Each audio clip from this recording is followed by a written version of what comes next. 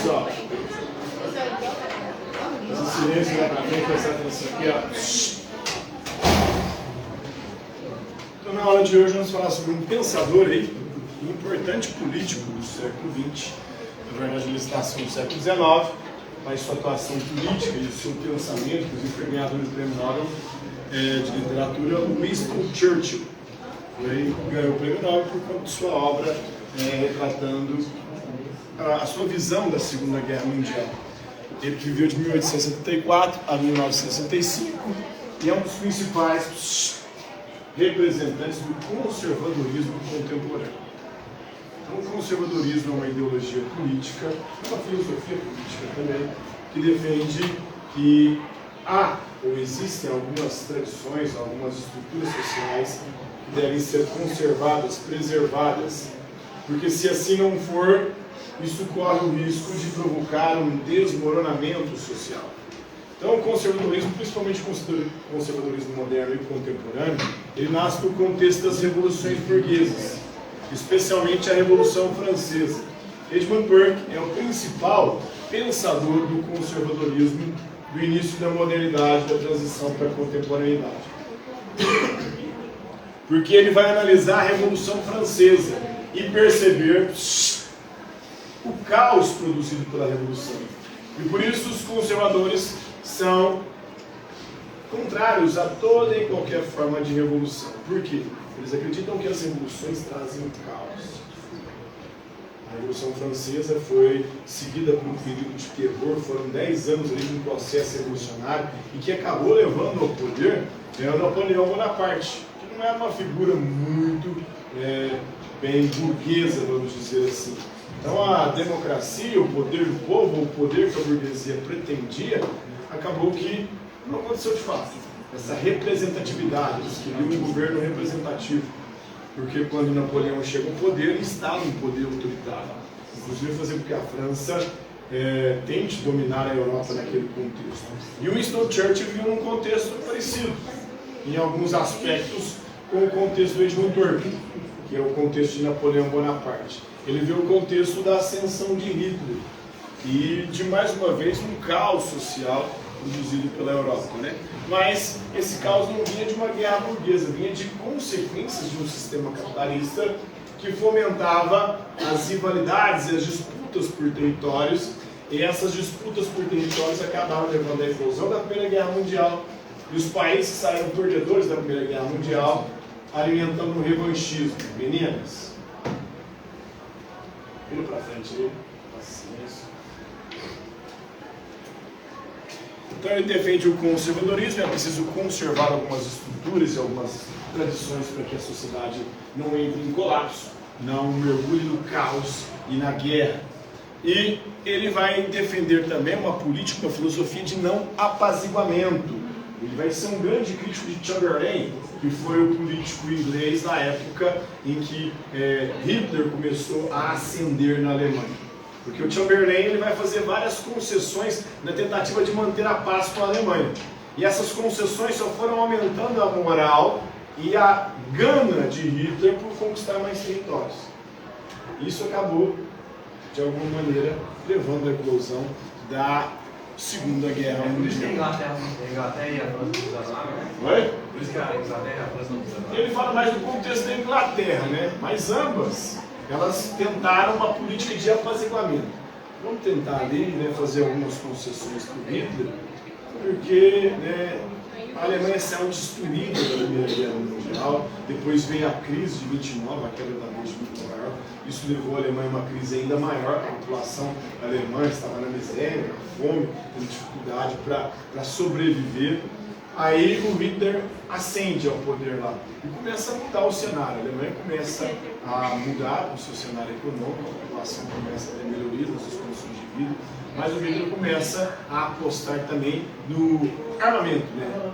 Em se militarizar, em se armar para poder uma eventual guerra, mas o Tratado de Versalhes, que tinha sido tratado pós-Primeira Guerra Mundial, tinha proibido a Alemanha de manter o exército regular e se rearmar. Mas à medida que o Hitler ia fazendo ali as suas estratégias políticas no campo do cenário de guerra, e ele foi anexando os territórios próximos à Alemanha, alguns territórios que interessavam a Alemanha, e a Inglaterra e a França assistindo a tudo isso e tentando colocar panos quentes. E o Winston Churchill já era parlamentar na época, ele não era o primeiro-ministro, o primeiro-ministro era o Chamberlain, ele era do parlamento, tipo um deputado aqui. Então ele ficava falando, mas falava sozinho, porque todo mundo achava que tinha que lidar de boa com a Alemanha para não ter outra guerra. Eles queriam evitar de qualquer forma uma nova guerra. E o Churchill falava, vocês estão tentando evitar a guerra, vocês vão acabar levando a uma guerra ainda pior. É o que ele vai tentar demonstrar, né? Então ele vai falar lá, um apaziguador é alguém que alimenta um crocodilo esperando que ser o último a ser devorado. Então, ao tentar apaziguar o Hitler, a Inglaterra e também a França, que já não eram mais as duas maiores potências do mundo, porque os Estados Unidos já estavam em ascensão, depois da Primeira Guerra Mundial, mas ainda era entre as potências maiores do mundo, inclusive potências maiores que a Alemanha. Para tentar evitar a guerra, eles foram ali apaziguando, e o crocodilo Hitler foi só crescendo. Isso acontece ao longo da história em várias situações e circunstâncias. Por exemplo, em 350 a.C., o estadista e orador Demóstenes, na Grécia, né, ele critica os seus companheiros atenienses por não terem antecipado os objetivos imperiais do Filipe da Macedônia, que foi imperador, foi o pai de Alexandre o Grande, que vai conquistar a Grécia, vai dominar a Grécia e colocar a Grécia sob o jugo dos macedônios. Depois vem Alexandre o Grande, que teve como preceptor o professor Aristóteles. E aí o Império Macedônico vai atingir o seu auge, né? Um dos maiores impérios do mundo antigo, com Alexandre o Grande. Depois, em 1813, nós temos as potências europeias tentando um acordo aí com Napoleão.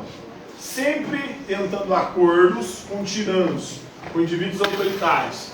Esses acordos fazem com que o tirano ele só aumente ainda mais a sua potência.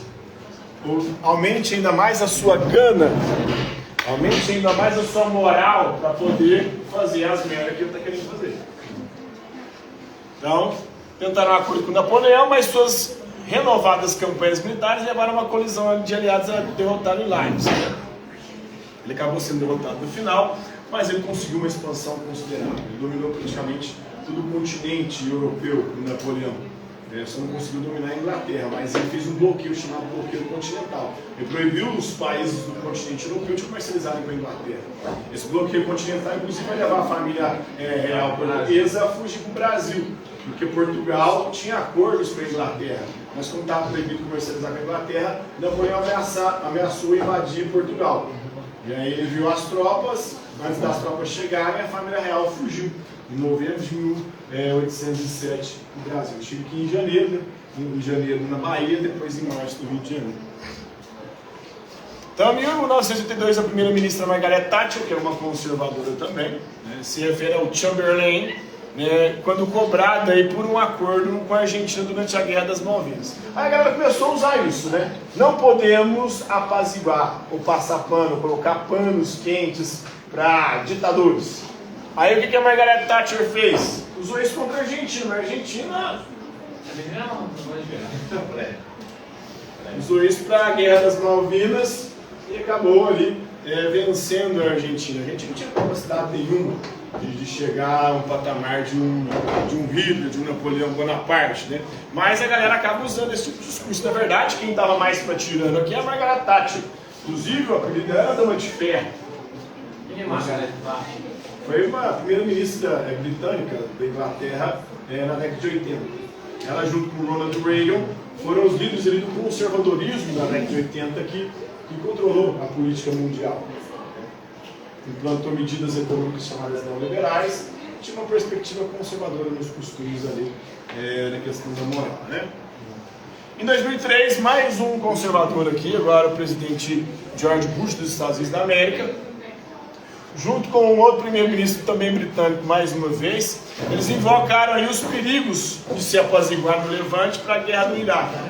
Então, esse discurso, essas ideias de Churchill acabaram influenciando vários políticos posteriores. A Margaret Thatcher, o próprio Bush, na guerra contra o Saddam Hussein no Iraque, dizendo que o Saddam Hussein poderia ser o novo Hitler, então tem que fazer concessões. E aí mentiu, quem estava mentindo era o Bush, porque o Bush falou que o Iraque tinha armas de destruição em massa, estava produzindo armas de destruição em massa, e quando se invadiu lá, descobriu que não tinha, não existia essas armas. Ele usou esse discurso. Então, olha só como é que se instrumentaliza. Oi? Eles continuaram lá no Iraque até recentemente, né?